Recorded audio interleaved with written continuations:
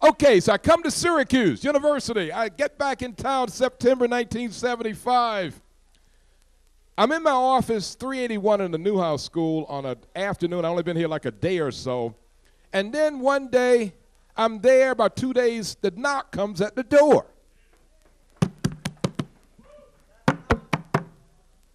me see if I can do it again. Put this down here. Hey, Rick, are you in there? Hey, Professor, are you in there? Professor, are you in your office? So I thought maybe the FBI was looking for me, man. I didn't know what was happening. So I opened up the door, and there stood Craig Fox. Oh, now all the good stuff's coming in there, right? Scotty McFarlane's already won, you know, the big show here. Boy, Larry Barron, Cousin Danny. Happy, you know, anybody talk to Happy Dave Dwyer lately? Anybody remember Happy Dave? Happy Dave is now a priest in a Catholic church. That's another story. I tell you about the night he called me and asked for a recommendation. After talking for 3 hours, and he finally said, Professor, I tell you why I'm really calling you. I love radio, but I think I'm going to become a Catholic priest. Well, anyhow, Bill Bliley. If anybody gets in trouble tonight and you're out near Manlius or DeWitt, New York, and the police stops you, all right, you know, might have a little too much to drink. Don't drink and drive now, but things do happen. If you are a WJPZ family member and you get stopped out on 690 or out on 481 out in the DeWitt, Manlius area, simply say, I'm in town for the WJPZ Alumni Association meeting, and please call Captain Bill Bliley up. Bill Bliley was part of the team with Craig Fox when they knocked on my door in 1975, and they said, Professor, we are in serious trouble. We have a radio station, and we need some help. And David Katz, I thought they were talking about WAER. And they said, no, we're not talking about WAER. We're talking about a station called WJPZ.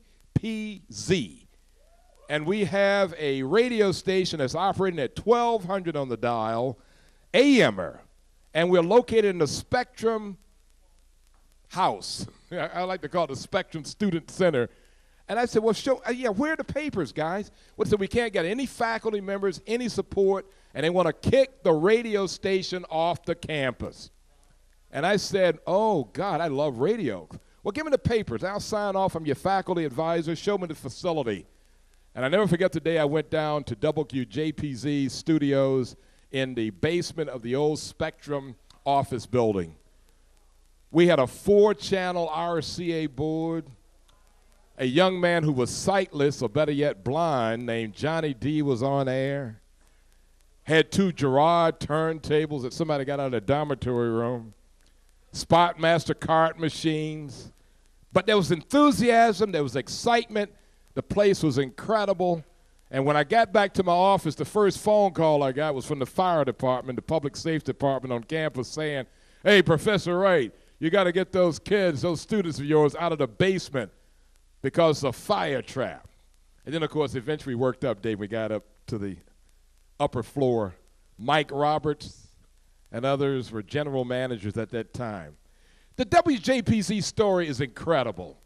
And then, of course, don't forget the AM days that laid the foundation at 1200 on the AM dial, and then we switched to 990 on the AM dial. The Locke Award that you are presenting tonight comes from an interesting story. Craig Fox, and Dan and I were talking about Craig a few minutes ago. Craig's one of the most brilliant engineers ever in radio as far as finding new frequencies or whatever. And Craig had made the original transmitter. It seems as if after I signed off to be the faculty advisor, the power of WJPZ started getting louder and louder. And the station was at 1200 on the dial, and there was another station in town at 1220. In fact, Ed Levine's LTA is at 1200 now. But WSOQ. And one day, someone said, hey, that's a nice new radio station in the city of Syracuse. They said, what? It's on 1200 on the dial. Hey, a good sounding station. And the engineer at WSOQ radio said, man, there's no new radio station in Syracuse. Weird. Must be some SU students doing something. So he basically called the FCC up. And the FCC came on campus looking for WJPZ radio that day. And they looked all over the place with that directional, finder unit for the transmitter. They couldn't find it. So guess what they did? They did a broadcast engineering inspection of WAER radio that was in the Newhouse building on the 4th floor. Never forget the day. And the commission came in, and WAER got busted. They got busted, remote control operations, variants, and a lot of things. And, of course, the announcer was on duty, hadn't signed a log and all of that.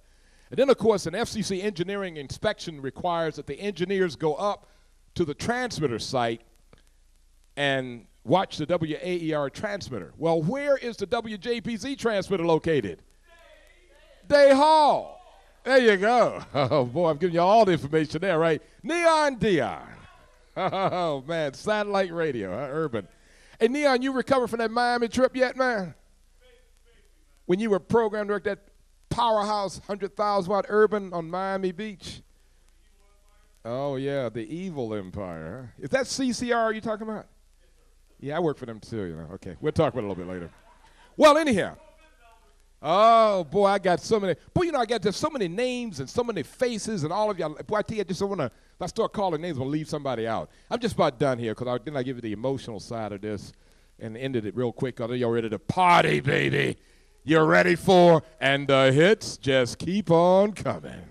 All right. Now, the bottom line I want to indicate is that the commission found the WJPZ transmitter and then came back over to the station, and the government shut the station down, put a big padlock on the place. And then I wrote a letter to Mr. J.J. Friedman, who was the engineer in charge at the Federal Communications Commission. That's another term I should have mentioned earlier. And told him about what we were trying to do. And he said, well, look, just go back to the 1/10 of a watt rule and we'll be all right. And WJPZ kept kicking.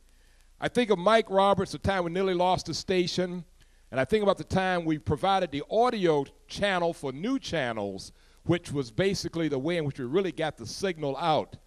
And then, of course, I think so much of really the spirit, the energy, the passion for all of the radio people. I think of Tom Mandel tonight, another name we haven't mentioned, who is the president and owns radio stations in Akron, Ohio, Rubber City.